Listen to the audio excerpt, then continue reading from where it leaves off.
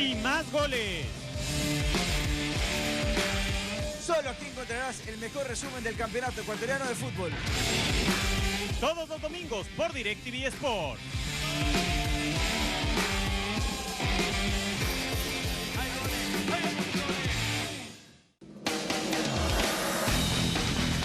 Los deportes y sus protagonistas no se detienen. Con nosotros descubre la información de una manera ágil y eficaz. La más amplia cobertura de todos los deportes.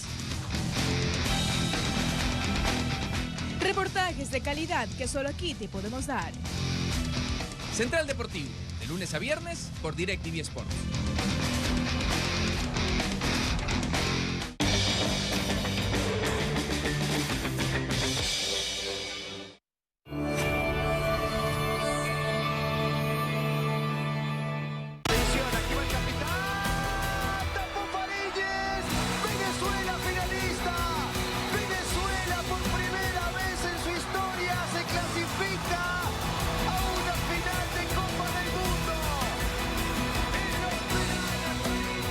Y este reencuentro y esta posibilidad de volvernos a encontrar, y el saludo para todos ustedes muy pero muy afectuoso, por supuesto, para hablar con protagonistas del deporte, con gente que realmente nos da esa posibilidad de poder hablar y conversar de todos estos detalles que a través de la pantalla de DirecTV Sports usted lo puede vivir y tal vez quiero hasta querer convencerlo, ¿no? ¿Verdad? Rafael Edgar Dudamel, si mal no recuerdo. Gracias por estar acá, gracias por estar con nosotros en un momento en el cual el fútbol venezolano, creo yo, atraviesa el mejor momento de su carrera. El partido final que tú estuviste dirigiendo a Venezuela en ese Mundial Juvenil fue el mejor momento de la carrera del fútbol venezolano, a tu criterio. Hola, ¿cómo están? Buenos días. De verdad, para mí también es un gran gusto poder reencontrarnos. Bueno, hemos tenido a lo largo de nuestra historia momentos muy buenos, momentos muy especiales. Indiscutiblemente cuando hablamos de un partido en especial, específico, puntual, como es el de la final de la Copa del Mundo, sub-20, por la trascendencia, por lo histórico, debemos decir que ha sido el mejor momento para nosotros a nivel de selecciones y mucho más en las selecciones juveniles. Un partido, un torneo, una Copa del Mundo que va a ser recordada por siempre. A todos esos jugadores les cambió la vida, sí, para siempre. A todos los venezolanos, porque todo el país estuvo alrededor de la selección, no solamente los que estuvimos participando directamente, sino a todo el país. Así que comparto contigo que puede ser el partido más importante de la historia de nuestro fútbol. Y como técnico, ¿cómo preparas el discurso ese día? Porque uno sueña en el discurso que va a ser histórico para que cale bien en los muchachos. Unos muchachos que no tenían ansiedad dañina durante ese torneo, se los veía realmente metidos. Pero, ¿qué pensabas? ¿Querías que las palabras te fluyan? Antes de dar el discurso final a la final, ¿escribiste algo? ¿O entraste al camerino y dijiste lo que me salga? ¿Cómo lo prepara un técnico ese discurso que quiere que sea histórico antes de una final? Bueno, esa es la tarea más bonita de uno como técnico. No solamente preparar los entrenamientos, preparar cada partido, analizar al rival, sino que llegue un mensaje al ser humano, que llegue un mensaje al futbolista, al profesional y que recuerde ese momento para siempre y que además en plena charla técnica o en el camerino le permitas o le ayudes al jugador a elevar esa adrenalina y esa emoción para el partido que va a jugar, que va a disputar. ¿Cómo estuvo tu discurso ese día? El futbolista siempre está pensando en el partido y entonces hay que hacerle saber lo que significa tal partido para ellos. Y en ese momento mi mensaje fue que entendieran, que sintieran que tenían a 30 millones de venezolanos pendientes de ellos. Y no solamente a 30 millones de venezolanos, sino a todo un continente, a toda una confederación, porque no solamente representamos a Venezuela, sino representamos a toda Sudamérica. No, toda Sudamérica estaba pendiente y quería que ganen, sin lugar a dudas. Y si comparas esa sensación que tenías, ese momento, cuando ibas a jugar la final del Mundial Juvenil con Venezuela, con la sensación que tenías cuando jugaste la final de una Copa Libertadores, ¿hay algún tipo de comparación o son distintas? No, son muy distintas porque la Copa Libertadores del año 99 contra Palmeiras en Brasil jugaba, aquí dirigía, aquí los protagonistas principales eran los futbolistas, donde uno hasta la línea puede llegar y allí los actores fundamentales son ellos. El rol más protagónico es el de ellos y ahí es donde uno debe saber que uno está en un segundo lugar. Pero tenías, cuando llegaste a ese momento decías, este barrio de sensaciones lo conozco ya, o eran completamente distintas? Esas sensaciones de futbolistas las recuerdo y las empleo, ¿verdad? Las utilizo para saber cómo se puede estar sintiendo el futbolista, en qué momento poder acercarme, las palabras idóneas en determinado momento. Y luego entiendo que hay espacios que hay que respetarles al jugador, donde con su música, con sus rituales, con sus cábalas, con su tranquilidad, con su adrenalina, con su tenis fútbol, ellos van metiéndose en el juego y van llegando a su mejor punto para la competencia. ¿Tenías alguna cábala cuando jugabas? Mi mejor cábala era el trabajo en la semana. Era lo que me permitía llegar tranquilo a la competencia. Déjame ir un poco más atrás y empecé a hablar un poco de tus inicios como jugador para luego volver a meterme en lo que fue el sub-20. ¿Tú creciste en la ciudad o en el país menos futbolero de Sudamérica? ¿Eso es difícil? ¿O tú decías, no, yo estoy en una zona donde se juega mucho y no me importa que yo sea de Venezuela? ¿Es el país menos futbolero cuando tú naciste o cuando tú empezaste a jugar fútbol, el país menos futbolero de Sudamérica en ese momento? Lo que pasa es que cuando hablamos de tradición, de historia, de campeonatos ganados, de protagonismo en los torneos internacionales, esos antecedentes no juegan a nuestro favor. Pero luego cuando yo recuerdo que iba a los estadios de pequeño, de recoger pelotas y veía 10.000, 15.000 personas en un estadio, entonces, ¿cómo hablar de tradición o cómo decir que no teníamos veías tradición? 15.000 personas en un estadio. Entonces, de ahí mi entusiasmo y mi incentivo para continuar en el fútbol, de ahí tanta pasión por esta disciplina.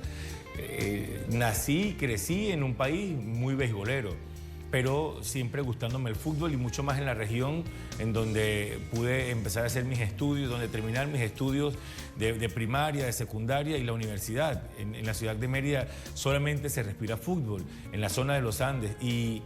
Los Andes venezolanos es la única zona de todo el país donde se juega más fútbol que béisbol, podrías decir. El fútbol se juega en todo el país, béisbol en algunas regiones. Entonces, ¿cómo podemos hablar de que es un país nada más beisbolero? ¿Y siempre arquero? ¿O no. en tu momento estuviste jugando otra posición y de pronto terminaste atrás? Siempre me gustó de delantero.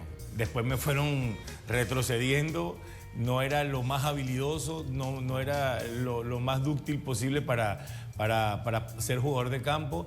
Y como siempre cuento, por mi estatura sacaba mucha ventaja en las categorías infantiles. ¿Y en qué año ya te estableciste como arquero? ¿Cuántos años tenías tú cuando ya te quedaste definitivamente en el arco? No, desde los 12 años.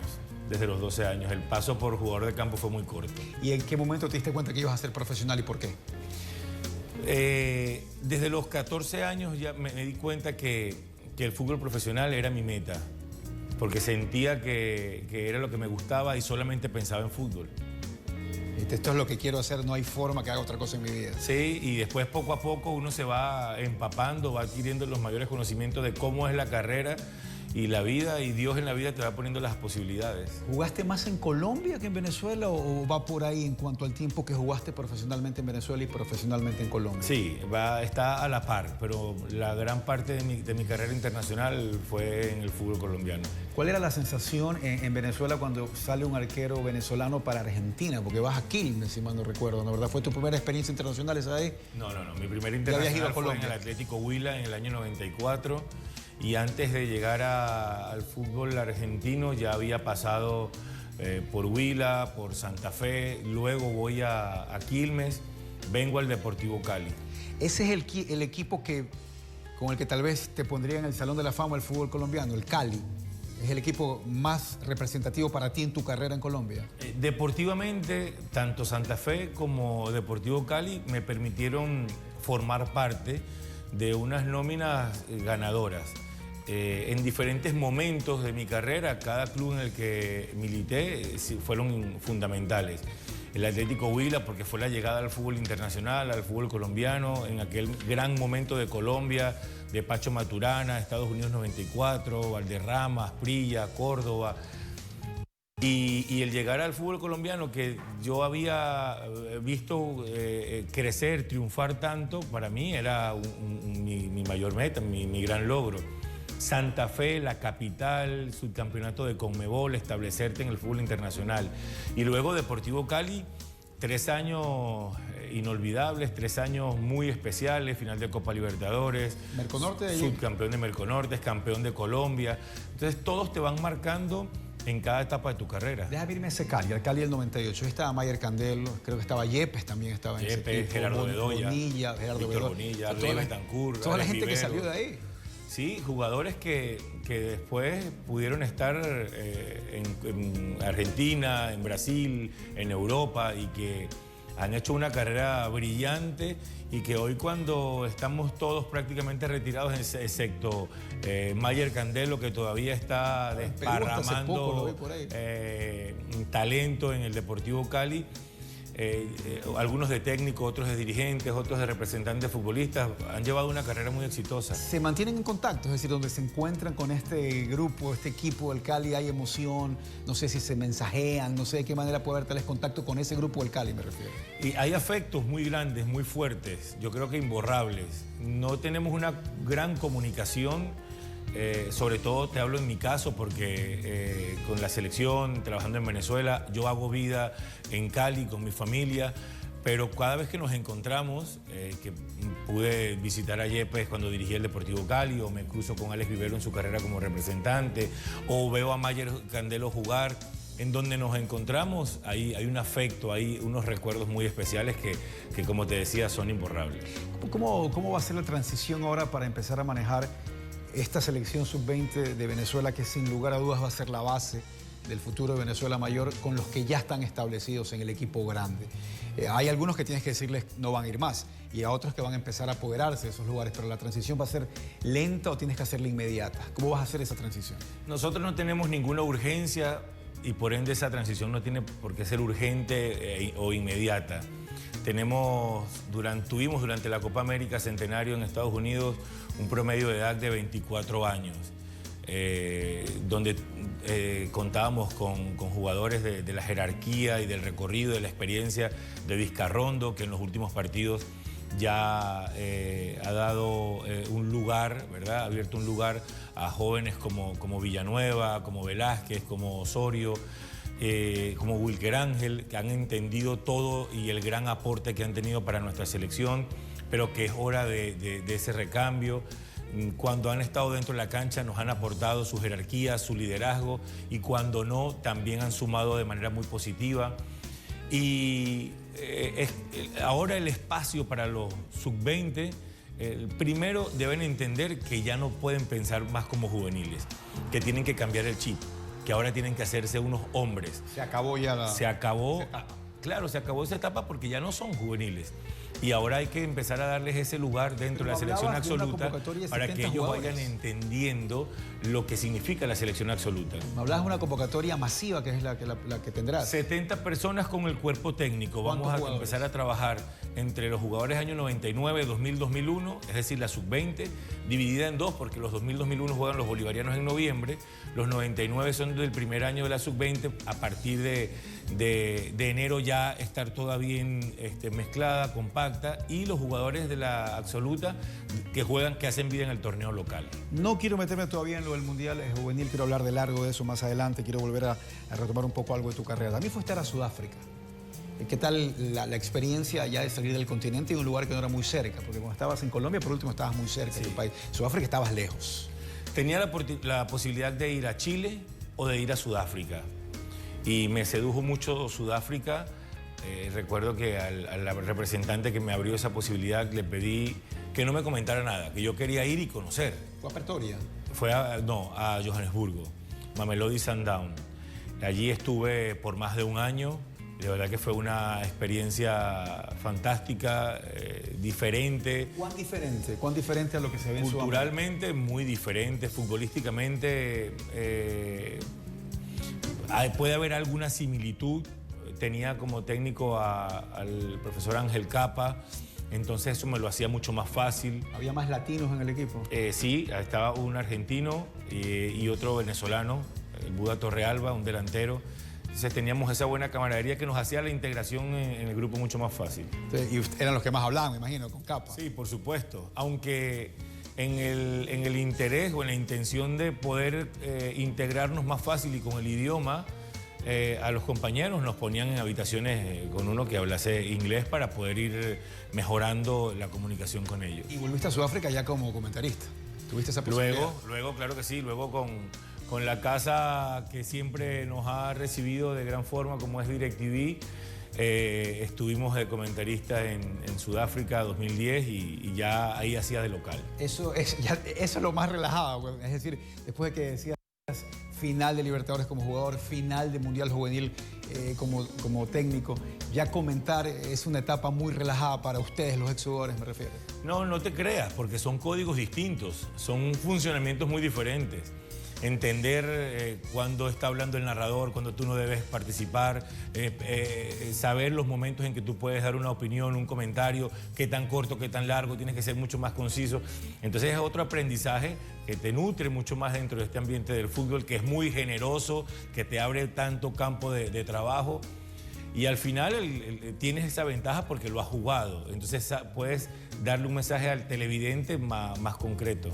Pero cuando caminabas por ahí, qué sé yo, por el centro de prensa o por lugares distintos en Sudáfrica, no decías, bueno, llegué acá como comentarista, ¿cuánto lo quise haber hecho con mi selección? O sea, piensas también, hay reflexiones de ese tipo. Totalmente, claro que sí. Y no solamente hablar en pasado, sino en futuro. Tener esas sensaciones, disfrutar esas sensaciones de mundialistas y visualizarnos en ese momento, porque es nuestro gran objetivo. El adquirir una cantidad de aprendizaje que en esta carrera que estamos llevando como seleccionador nos permita trasladar a nuestra selección, a nuestro país, todo lo aprendido para alcanzar ese gran sueño. ¿Cómo seguir creciendo como entrenador, como director técnico? Detalles que tal vez uno dice, no, ya Dudamel se las sabe todas, ya sabe, llegó a un tope o hay que seguir haciendo más. Nos vamos a ir a Corea también para hablar de ese torneo que paralizó, en especial a Sudamérica, y qué a decir de Venezuela. Me retiro un ratito nomás, una pequeña pausa para volver nuevamente a seguir conversando con Rafael Dudamel. Aquí va el capitán Tapo Farílles. Venezuela finalista. Venezuela por primera vez en su historia se clasifica a una final de Copa del Mundo.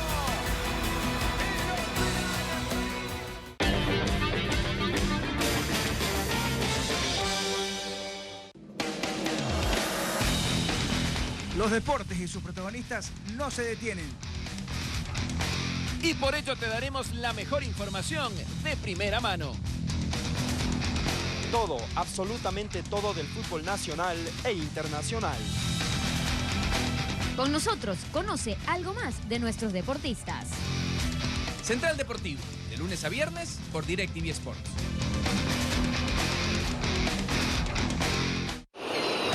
Cuando te quedas sin fútbol en casa, sales a buscar emociones.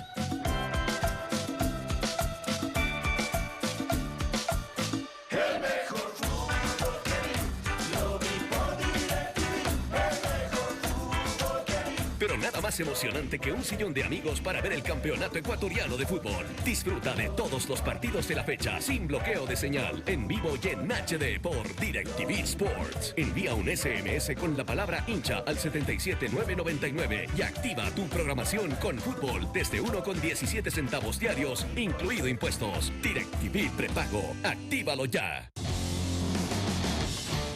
Los del Valle buscan mantenerse en la cima. Los eléctricos tienen sed de victoria. Campeonato Nacional de Fútbol. Independiente del Valle. Emelec. En vivo. DirecTV Sports.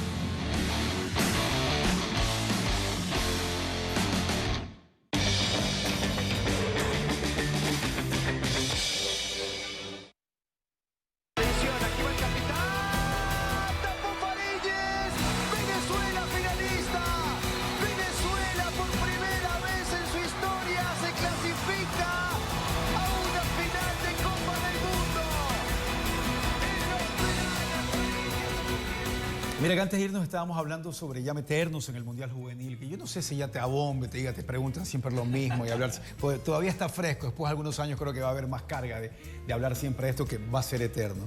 Pero mientras estábamos preparando todo esto acá, me acordaba un poco de la final de la Copa Libertadores y Rafael me decía, y la perdimos por penales. O sea, así de pareja fue.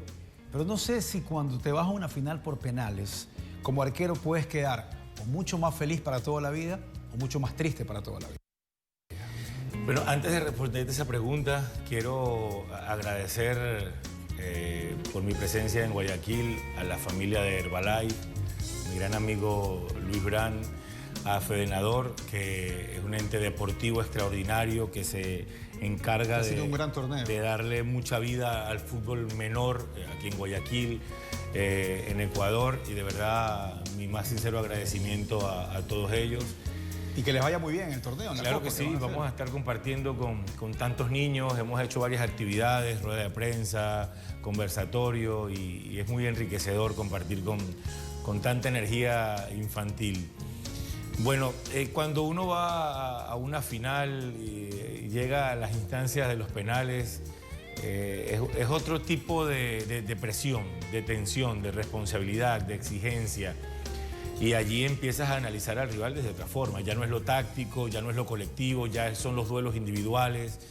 Y allí hay que tener mucha frialdad, mucha tranquilidad para tú poder no solamente descifrar al rival, sino llevarlo hacia donde tú quieres. Y como arquero tú dices, me voy a tirar siempre para un lado, o tienes alguna idea más o menos de hacia dónde patea tal o cual jugador. Pero hoy con tanta tecnología ya puedes tener un indicativo qué gran porcentaje, qué gran probabilidades puede tener el pateador de patear a la derecha o izquierda. Los arqueros deben saber eso en un partido en el que puede haber la posibilidad de penal. Totalmente. Es una información que debe suministrar el preparador de arqueros.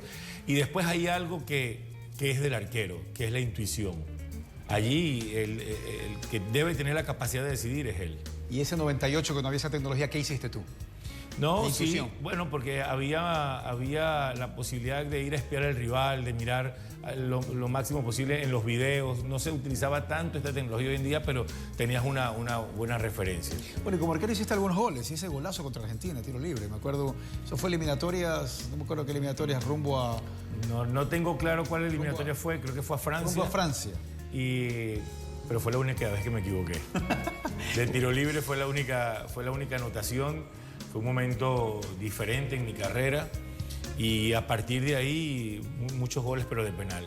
La celebración que tuviste fue fantástica, como corrías y nadie te paraba, y no es para menos después de tremendo golazo de tiro libre.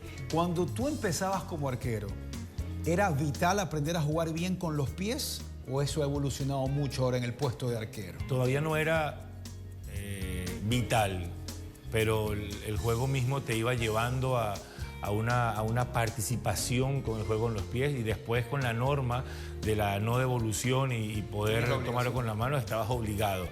Pero ya los entrenadores nos hacían participar en los espacios reducidos y quizás por personalidad, por característica, al no limitarme solamente a atajar o a recibir un gol, me gustaba mucho la participación del juego. En los entrenamientos que tú diriges ya con Venezuela, ¿hasta qué punto te metes con los arqueros? Porque no sé si quieras meterte más o estás manejando el equipo, pero siempre quieres ir para allá. No, respeto mucho el espacio de mis compañeros de trabajo. Entiendo que para poder desarrollar un cuerpo técnico de alta calidad, debo confiar en mi equipo técnico, en mi equipo de trabajo, y allí cada uno es autónomo en sus labores, luego de una planificación, luego de una organización de los tiempos de trabajo, del contenido del mismo. Cada uno tiene su espacio. ¿Y qué pasa si un arquero se acerca y te dice que quiere conversar algo sobre el puesto? O llamas al preparador y quieres que todos compartan. No, por supuesto que con muchísimo gusto. Lo hablamos, compartimos anécdotas, experiencias, y donde uno puede hacer una sugerencia, primero a través del entrenador de arqueros y luego directamente al arquero. Ojo, hay momentos de dispersión en donde, por supuesto, o con penales o con tiro libres, hasta donde nos den las rodillas, porque ya no estamos como cuando teníamos 25 o 20 años. Participamos y bromeamos también. Es una manera de uno como técnico distenderse e involucrarse con el jugador. Hoy temprano, antes de hacer esta entrevista, conversaba con Carlos Luis Morales, arquero ecuatoriano, y le contaba que iba a estar conversando contigo. Y me decía, mira que Rafael, me decía, fue parte de una generación de arqueros en la que salió Chilaver, salió Dudamel, salió Tafarel, hablaba, Morales, fueron varios arqueros sudamericanos en esa década, 90 para adelante, que empezaron a ser estelares en sus respectivos países, en Paraguay, como te decía Chilaver, Tafarel en Brasil, Dudamel en Venezuela, Higuita en Colombia, Morales en Ecuador, y fue una buena generación de arqueros sudamericanos. Sí, y a eso le suma Burgos en Argentina, fue una generación muy buena de arqueros, de mucha jerarquía, de mucha personalidad, lo fundamental que debe tener el jugador en ese puesto. ¿Crees que es un puesto que tal vez los chicos no lo quieren jugar mucho? ¿Les gusta hacer más goles? Es lo normal, porque el jugador en las categorías infantiles siente el mayor éxtasis, el mayor disfrute en la celebración del gol. Pero después el arquero encuentra también en cada una de sus atajadas, al cortar un centro, al poder participar positivamente en su equipo, esa sensación de alegría. ¿Cómo fue la aceptación? ¿Cuál fue el comentario general en Venezuela cuando te nombran seleccionador?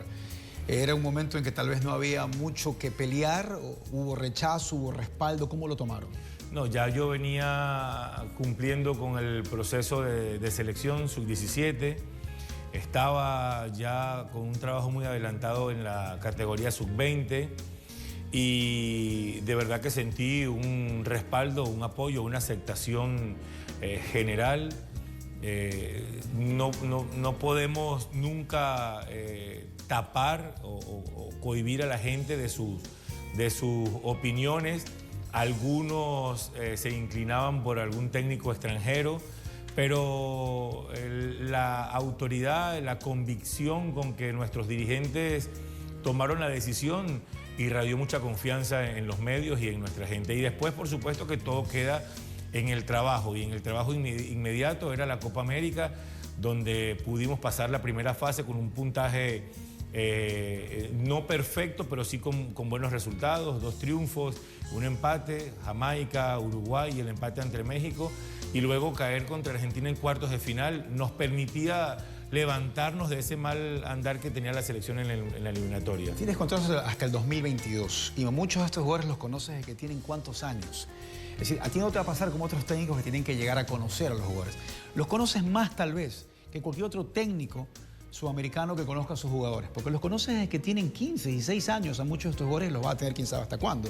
Es una ventaja conocer más de ellos como jugador, más de ellos como persona en este caso. Que uno los conozca a ellos y que ellos conozcan al técnico, cómo piensa, tener una filosofía bien definida, eso es fundamental. Tiene que haber una interrelación perfecta, muy correcta, y que de ahí en adelante el tenerlos desde tan jóvenes nos va a permitir tener mucho trabajo adelantado para la eliminatoria de Qatar 2022. Aterrizan en Corea, ¿y cuál era la mente de ustedes? Queremos pasar la primera fase, no, este equipo tiene para sorprender. ¿Qué tenían en mente? Ya en el sudamericano acá sorprendieron gratamente a todos, pero ¿cuál era la mentalidad cuando aterrizaron en Corea en el Mundial Juvenil? Es que cuando uno analiza las estadísticas históricas de los mundiales y ve que Argentina, Brasil, Uruguay están siempre siendo protagonistas y tú vienes a un sudamericano y has competido de igual a igual con esas selecciones históricas, entonces esa es la mejor preparación para el Mundial. Y de allí, entonces tú entiendes para qué puedes estar en el Mundial. Nosotros teníamos como meta jugar los 7 partidos. Que la clasificación sudamericana es lo mejor que puede haber para dejarte listo. Totalmente, es la mejor medida, porque no clasificamos colgado de los palos por una diferencia de un gol. Clasificamos con autoridad, clasificamos con mucha autoridad, incluso ganándole a Ecuador y a Uruguay, que ocuparon el primero y el segundo lugar. Uruguay, campeón de Sudamérica, empatamos 0-0 en el primer partido y luego le ganamos 3-0 en el hexagonal final. Entonces, esos son indicativos con convencimiento, que a ti te jugando tienen bien. que fortalecer, con mucha autoridad. Cuando llegamos al Mundial, teníamos el propósito de jugar 7 partidos. 7 partidos para jugar la final. Después debes entender que tienes que ir juego a juego. No puedes jugar el séptimo si no pasas la primera fase. Entonces, ir partido a partido con el mayor enfoque y el mayor análisis y respeto por cada rival. Y bajo ese concepto, ¿consideras que las eliminatorias sudamericanas al Mundial son las más bravas, las más difíciles? Totalmente, eso no tiene comparación, eso no tiene discusión alguna, porque no lo juegas en 15 días, no lo juegas en 3 semanas como se juega un sudamericano.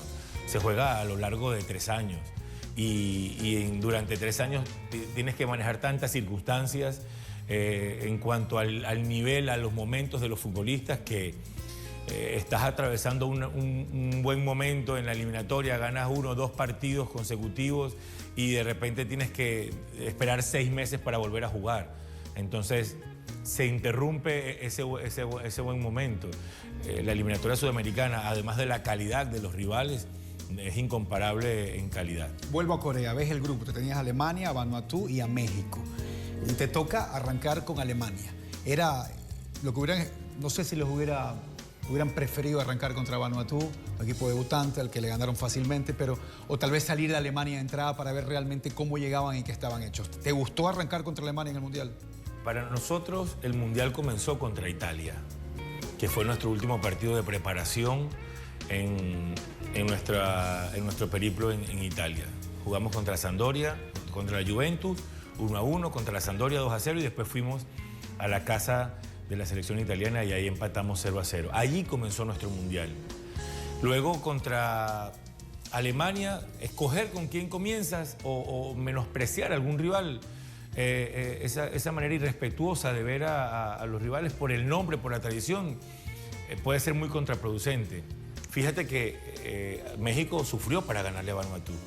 Le ganaba 2-0 y terminó ganándole 3-2 y Vanuatu se lo empató 2-2 y le ganó en el último minuto. Y decimos que después fue fácil porque le ganamos, pero ningún rival es fácil hasta que tú lo vences. Después puedes decir que fuiste superior, pero antes no. Alemania venía de hacer una eliminatoria no tan contundente, pero es Alemania. Y esa raza, esa idiosincrasia, ese carácter competitivo de los alemanes ya te los hace difícil. Fue la primera gran sorpresa al Mundial, porque el mundo empezó a decir, ojo, mira esa Venezuela que jugó también el sudamericano, arranca ganando la Alemania 2-0. Es decir, ya se prendieron tal vez las luces.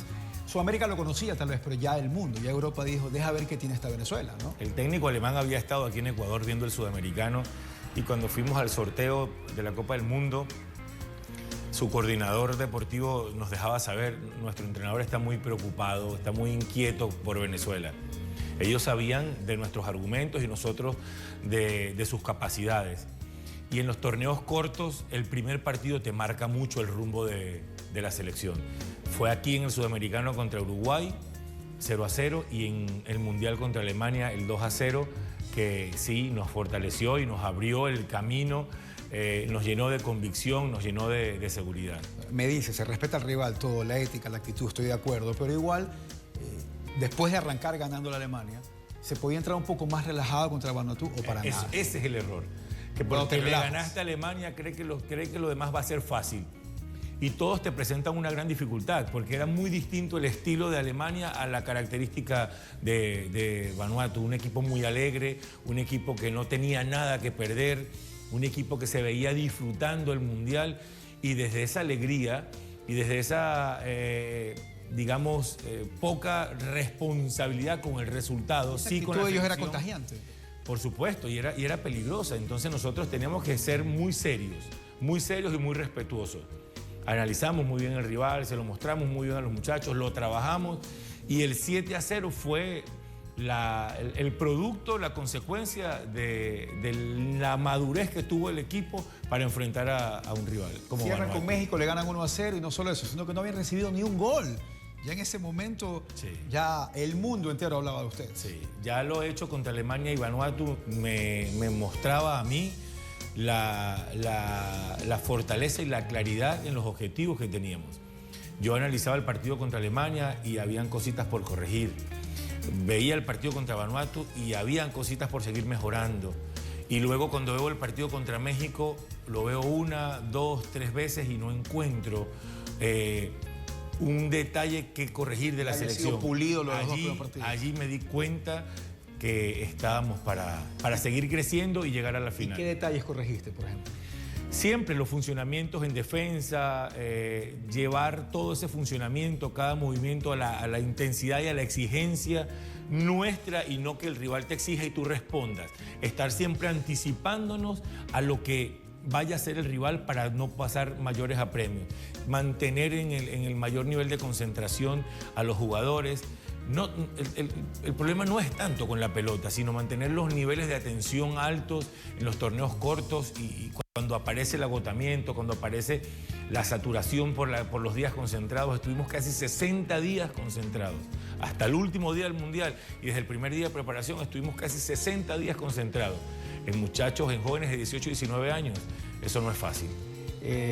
Yo no sé si ha pasado más con el deportista sudamericano, pero yo noto ahora que ya hay un cambio en la forma de ver los partidos, en la actitud de poder decir, tal vez no voy a poder hacer 5 goles hoy, pero voy a poder mantener mi actitud siempre de concentración, ir hacia adelante y estar metido en el juego. Y veo que en los últimos años ha habido una evolución importante en esa parte mental, que antes no la tenía tanto el futbolista sudamericano, era más el europeo, más el estadounidense en otros deportes. Pero esa transición al trabajo más mental y más a la actitud del deportista sudamericano está dando muy buenos resultados. Es de hace poco esto de aquí. De poco se le han metido más en la cabeza a los deportistas sudamericanos. ¿Antes era tanto así o era menos? Se ha profesionalizado muchísimo el trabajo con las selecciones juveniles. Hoy, además de lo físico, de lo técnico, de lo táctico, el preparador de arqueros, hoy atacamos mucho la parte emocional, que va directamente con lo mental. El que el jugador pueda tener un equilibrio emocional antes, durante y después del partido. Antes para prepararse, durante para poder jugarlo y después para manejar el triunfo o la derrota, es lo que a ellos los hace más maduros. Y de allí que el trabajo con los psicólogos, con el coach motivacional, te facilita mucho mejor, mucho más el trabajo al futbolista, conociéndolo con más profundidad y sabiendo, de acuerdo a estos análisis, cómo tener que trabajar al futbolista. ¿Qué tiempo te toma conocer a tu jugador así? No, es muy rápido. Es muy rápido porque logramos establecer una relación afectiva muy fuerte con el jugador. Que el jugador se identifique como nosotros con ellos en la parte humana, no solo en lo deportivo, en lo futbolístico, sino en la parte humana. Eso hace que conocer al jugador sea indispensable y muy fácil. Estoy como tratando de volver a vivir todo lo que pasó en Corea. Ya pasamos la primera ronda, los 3 partidos. Voy a ir a un corte nuevamente, una pequeña pausa para regresar a hablar de las siguientes rondas cuando llegó Estados Unidos, Uruguay, Japón. En el torneo, y a lo que leí por ahí en un artículo que tú le llamaste las madrugadas maravillosas que vivíamos en Sudamérica, y en especial en Venezuela, porque había que adaptarse al horario para poder ver todos estos partidos. Así que para seguir conversando de ese Mundial Juvenil y más detalles que nos da Rafael Dudamel, no se vayan.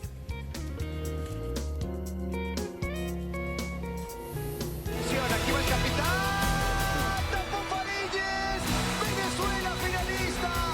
Venezuela por primera vez en su historia se clasifica a una final de Copa del Mundo.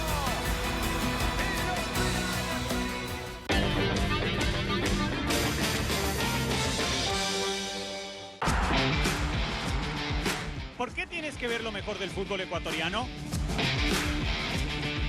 Porque solo aquí encontrarás los mejores goles. Y más goles. Solo aquí encontrarás el mejor resumen del campeonato ecuatoriano de fútbol. Todos los domingos por DirecTV Sport.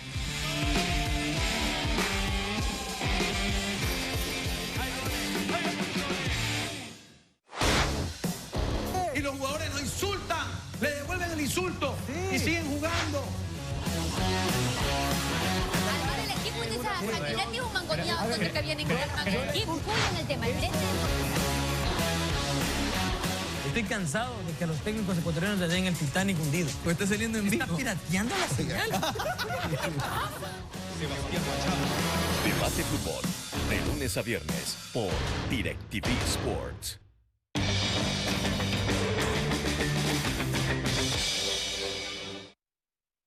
Aquí va el capitán, Tapón Farílles, Venezuela finalista.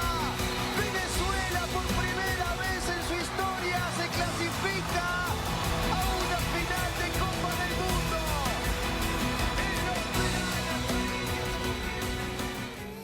Nos quedamos en la primera ronda del Mundial Juvenil. Por eso le decía yo a Rafael, no, esto te va a acompañar toda la vida y ojalá haya otros logros para que, bueno, digan, ahora tengo también para hablar de esto de acá. No sé hasta qué punto la obsesión, si es que es obsesión, es clasificar al Mundial con la selección mayor. ¿Eso es una obsesión, una obligación? ¿Cómo lo tomas tú?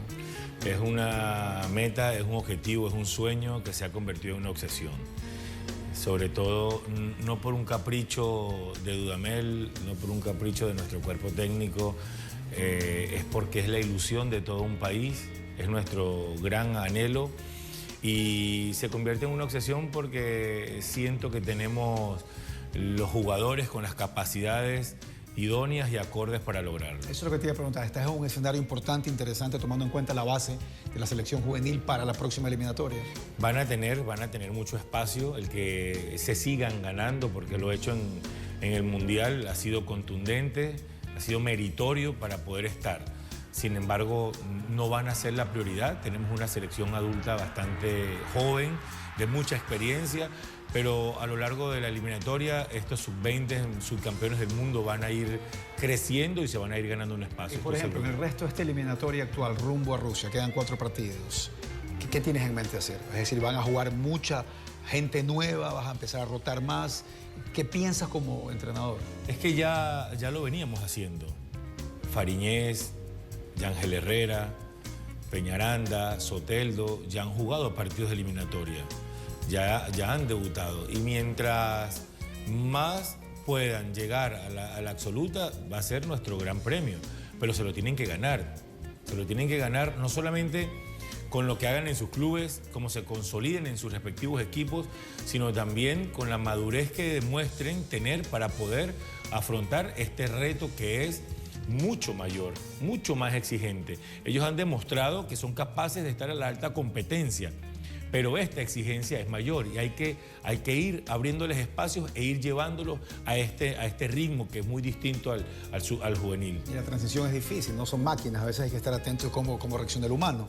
Lo importante es que tenemos una selección adulta con un promedio de edad bastante bajo y que eso les va a permitir a ellos ir consolidándose, ir creciendo, evolucionando paulatinamente en los tiempos correctos. Yo me imagino que estando en Corea recibías muchísimos mensajes, muestras de cariño por redes sociales o directamente con la gente que tenías contacto, ¿no? Imagino que muchos de esos comentarios hablaban de las madrugadas que estaban pasando o viviendo en Latinoamérica por los diferentes horarios en Corea. Y te oí o leí una entrevista que hablabas de las madrugadas hermosas que hicimos vivir al continente, ¿no? Y fue así, la gente empieza a levantarse con gusto.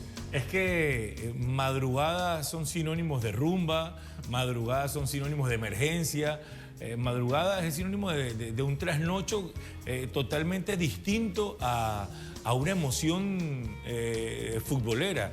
Y los horarios de aquel continente con el nuestro nos hacía en esta parte del mundo tener a nuestros familiares, amigos, seguidores del fútbol pegados al televisor, a los despertadores, a la familia, a nuestros hijos, a mi esposa y a la del cuerpo técnico, a las novias, a todo el mundo de los futbolistas pendientes.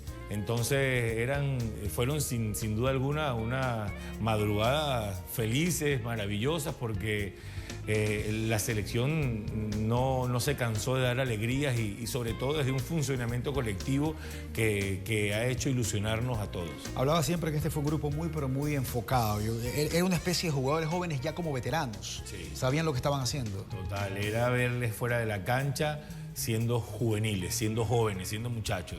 Pero cuando se colocaban la camisa para entrenar o para jugar, eran unos hombres altamente competitivos. Entonces era un contraste bien particular, porque en el día a día tú los ves tan muchachos, tan tranquilos, pero después a la hora de jugar, a la hora de competir, era donde tú les conocías lo mejor de ellos. No había esa ansiedad dañina que podría existir o los niveles de ansiedad los manejaban bastante bien. Te puedo contar que mi momento más preocupante fue antes de jugar contra Estados Unidos, que entre partido y partido fue donde hubo un lapso mayor, que hubo 5 días.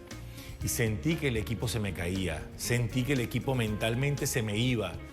Me reúno con mi cuerpo técnico y digo, bueno, tenemos que montarnos encima de los muchachos porque hay que despertarlos, hay que elevarles los niveles de atención nuevamente. Y ellos tan tranquilos, tan aplomados, tan maduros. Y cuando llegó la hora de competir, se devoraron el partido.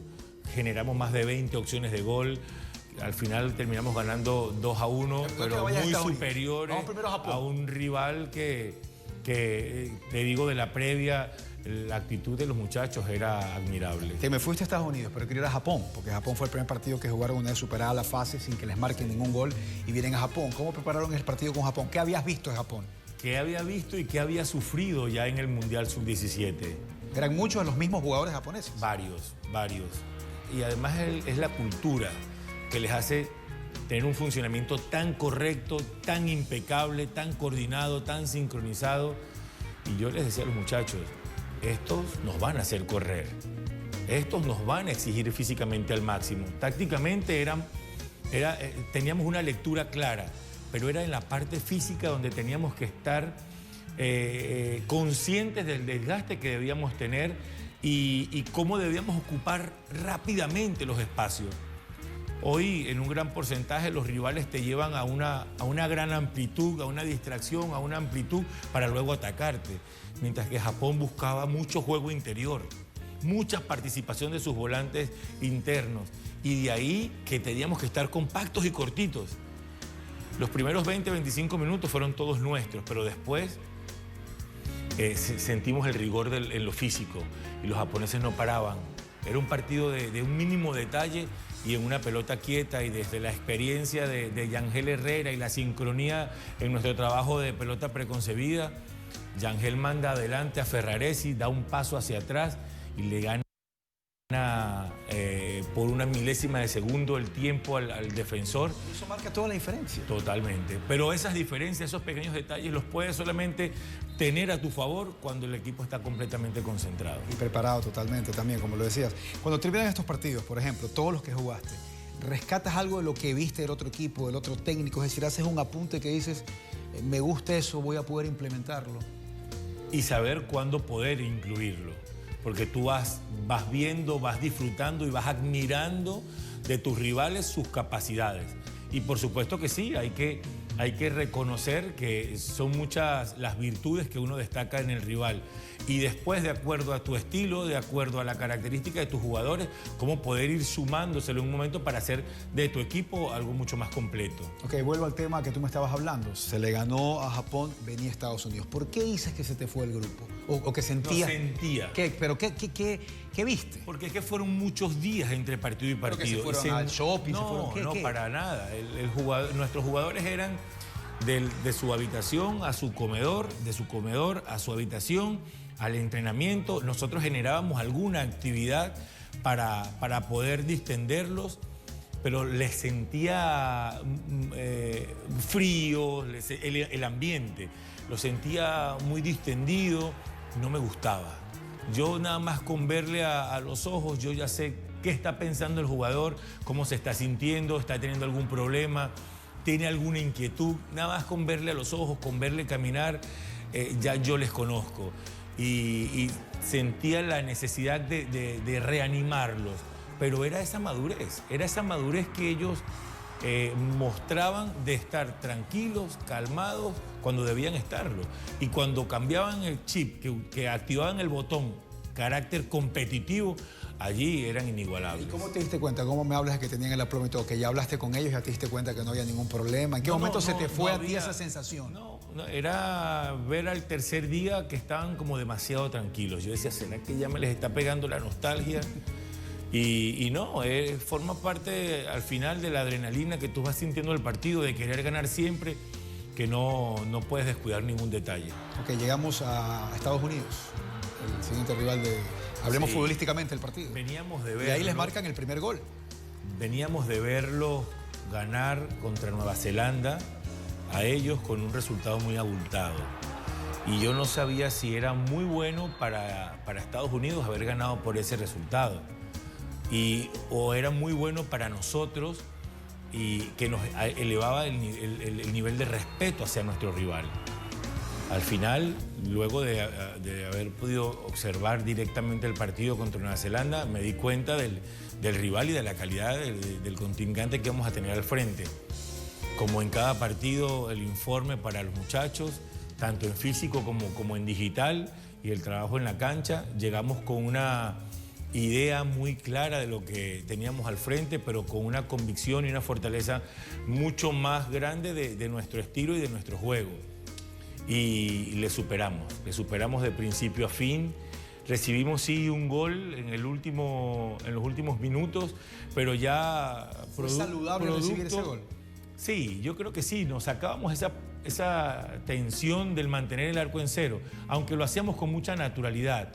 pero el equipo no estaba pendiente de mantener el arco en cero. El arco en cero era producto del buen funcionamiento colectivo, desde nuestros atacantes siendo nuestros primeros defensores hasta nuestra solidez defensiva y la jerarquía de nuestro arquero. Y de igual forma los goles que marcábamos eran producto desde nuestro inicio de juego, nuestra construcción de juego y la finalización en atacantes y en volantes que siempre estuvieron muy claros en cómo tenían que funcionar. Y llega Uruguay, ¿hubieras preferido a ese rival en semifinales o hubieras preferido otro? ¿Había beneficios de que sea sudamericano y haber jugado? No, o tal vez conocerse mucho. Antes de llegar a Uruguay te quiero contar una anécdota. Al finalizar el partido, ¿Cómo Estados Unidos? Sí, estábamos allí fuera del camerino, al frente quedaba el cuarto del doping, donde habían jugadores de Estados Unidos y nuestros, y se me acerca el coordinador de Estados Unidos, de nacionalidad colombiana, y me dice, nosotros sabíamos que iba a ser prácticamente imposible, pero teníamos que intentarlo. Y eso a mí me hizo sentir una alegría, una satisfacción. Venir ese comentario de uno de nuestros colegas era hacerme dar cuenta de cómo nos veían de afuera, porque estábamos nosotros muy pendientes de lo nuestro adentro y ya veíamos que con el respeto y la admiración que veían a nuestros muchachos. Eso fue un gran aliciente para nosotros y se lo transmití a mi cuerpo técnico.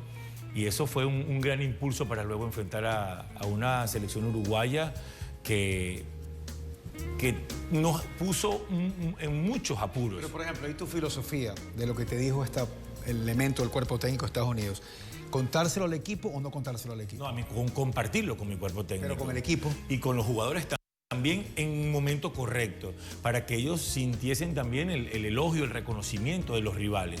Pero desde ahí buscando un mayor incentivo, que los niveles de seguridad estuvieran siempre altos. Ok, lo de Uruguay, lo que te preguntaba, ¿era beneficio encontrarse nuevamente contra el sudamericano o tal vez había ya mucho conocimiento de ellos hacia ustedes? La Uruguay que nosotros enfrentamos en el Mundial fue muy diferente, como también lo éramos nosotros, porque había un rodaje mucho más amplio a la del sudamericano.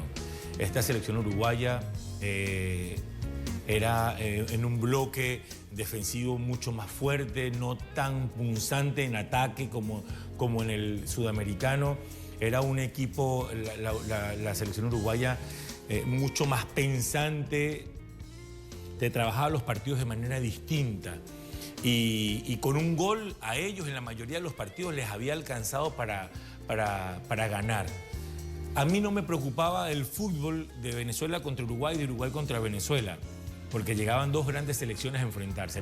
A mí me ocupó mucho más el oficio con que Uruguay podía manejar ciertas circunstancias y que nosotros desde esa falta de tradición que te lo dan los 50, 60, 70 años de diferencia que hay en el fútbol de Uruguay y en el nuestro, ese oficio, esa cancha, ese bagaje que tenían ellos, nos pudiesen sacar ventaja. Y pasó en algún momento, pero el equilibrio emocional lo recuperamos muy rápido y pudimos meternos rápido nuevamente en el juego. O se van a penales, ¿qué le dicen a la gente cuando se van a penales? ¿Qué le dicen al grupo?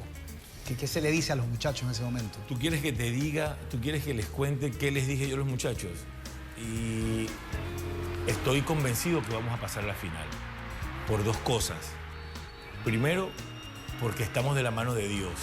Y segundo, porque tenemos al mejor arquero del mundo. Y allí pasamos a la final.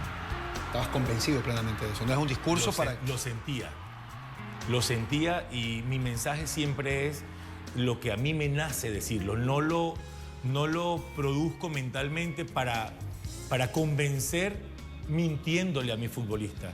Yo convenzo a mis jugadores de acuerdo a mis sensaciones, de acuerdo a lo que ellos me producen a mí. Oye, después de hablar de cada uno de los partidos de todo, llega a Inglaterra. ¿Qué daba por hecho que iban a ganar? Inglaterra jugó un partido y les ganó 1-0. ¿En qué momento a ti te agarró eso de ahí? ¿En qué momento regresaste a tu habitación solo? ¿Hablaste con algún familiar? ¿En qué momento te golpeó o nunca te golpeó? ¿Hubo más razones de orgullo que esa lamentación que también está dentro ahí de las sensaciones? No, a mí cada derrota me golpea muy fuerte. Pero la dreno con mi cuerpo técnico, la dreno en mi habitación cuando me comunico con mi esposa y allí se me fueron las piernas. Allí... ¿Y estando con el cuerpo técnico o hablando con tu esposa? No, hablando con mi esposa. Porque lo tuvimos muy cerca. lo tuvimos muy cerca. Han sido más de 30 años en mi vida como futbolista, como técnico, como hombre de fútbol y por supuesto que me hubiese encantado alzarme con la Copa del Mundo. ¿Y si vuelves a jugar con ellos les ganas? Pero más por mis jugadores, por mi país, entendiendo cómo iba a marcar ese gran logro para toda nuestra gente, para estos muchachos, verlos crecer con un campeonato del mundo, porque después uno a lo largo de la carrera ha ganado y ha perdido muchos partidos, y esas sensaciones van y vienen, pero de la manera como iba a marcar la vida de mis futbolistas y la vida de nuestro país, el impulso que iba a ser para el fútbol de Venezuela, me dio en el alma. Entonces, ¿te gustaría volver a jugar contra ellos? Hoy sin haber jugado 3 partidos en prórroga y ellos con la frescura de no haberlo hecho, hoy, desde la frescura de ambos equipos, no nos ganan. ¿Y hubo algún comentario entre técnicos y técnicos, cuerpo técnico, así como el Estados Unidos acercó a hablar? ¿Hubo algún diálogo entre ustedes al final o no? Siempre al final intenta uno el acercamiento con el técnico rival, ganando o perdiendo, por el respeto, por el profesionalismo que debemos tener. Y hubo reconocimiento, hubo palabras de reconocimiento antes del partido en la rueda de prensa y después del partido, de ellos hacia nosotros y de nosotros hacia ellos. Hubo un gesto de respeto, de admiración, cuando ellos hacen el pasillo. De verdad que fue algo muy, muy emotivo. Podríamos hablar, creo que una hora más, si es posible, Rafael, pero ya conociste cómo es este negocio con DirecTV y hasta cuánto siempre el tiempo está ahí apretando. Quiero agradecerte por tu tiempo, por llevarnos a vivir con estos detalles tan personales, íntimos, lo que fuese ese mundial que lo vimos muchísimo. Tú te llevabas las pelotas a los campeonatos. Me acuerdo que tenías la pelota del campeonato con el Cali. ¿Qué souvenir te llevaste del Mundial Juvenil para tu colección personal? Me gusta coleccionar los banderines. Y debajo de ella, cada leyenda. ¿Y todavía tienes las pelotas con que fueron campeones de determinados partidos o con el tiempo se han ido? No, con el tiempo se han ido quedando con un sobrino o ya con... Sí. Pero ¿cuál es el souvenir más valioso que tienes en tu casa, que lo recuerdo? No, me gusta quedarme... En algún momento coleccionaba las camisetas. Si tenía la oportunidad de intercambiarla con algún amigo, rival de turno, de rival deportivo.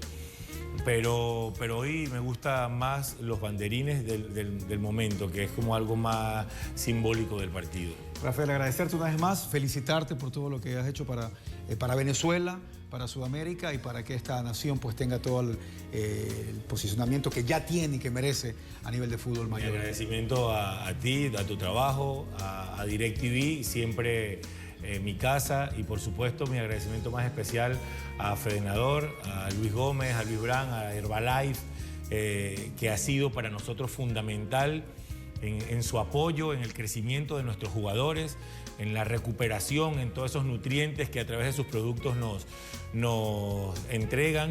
De verdad que muchísimas gracias a todos por permitirme llegar acá a Guayaquil y disfrutar de estos días tan especiales. Me dan 30 segundos porque dijeron que haga esta pregunta y no sé si alcance porque me van a matar. Me dijeron, pregúntale a Rafael su mejor amigo o el que tuvo más apego en distintos países de Sudamérica. Por ejemplo, en Uruguay, futbolista uruguayo muy pana. Un futbolista uruguayo, más que amigo, los conocidos del fútbol. No haber jugado en Uruguay no me ha permitido la vida tener un gran amigo en Uruguay, pero tengo amigos en Colombia, tengo amigos en Argentina, en Brasil, en Perú, en Ecuador. Por supuesto en Venezuela. Un gran amigo del fútbol, de la vida, Oscar Córdoba, Gerardo Bedoya, hablarte de los extranjeros, pero tengo muchos amigos por aquí donde voy. Voy teniendo y disfrutando de amistades que me ha dado esta gran carrera maravillosa como es el fútbol. Muchas gracias, Rafael, de verdad, un gusto. Y no puedo dejar de nombrar a ese gran futbolista, Alex Aguinaga, estando aquí en Ecuador, un maestro, un amigo, un gran ser humano. Gracias a Rafael, gracias a toda la gente, a todo este montaje para poder conversar y revivir estos momentos de ese mundial y muchos otros más con Rafael Dudamel. Así que nos reencontramos, quién sabe cuándo, pero sé que va a ser muy, muy rápido.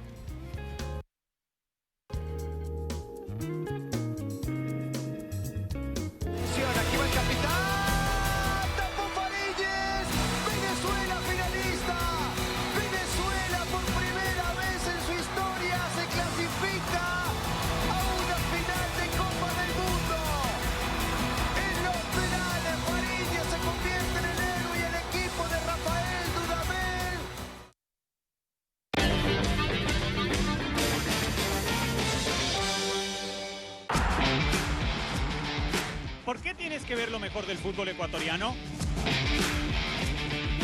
Porque solo aquí encontrarás los mejores goles. Y más goles. Solo aquí encontrarás el mejor resumen del campeonato ecuatoriano de fútbol. Todos los domingos por DirecTV Sport.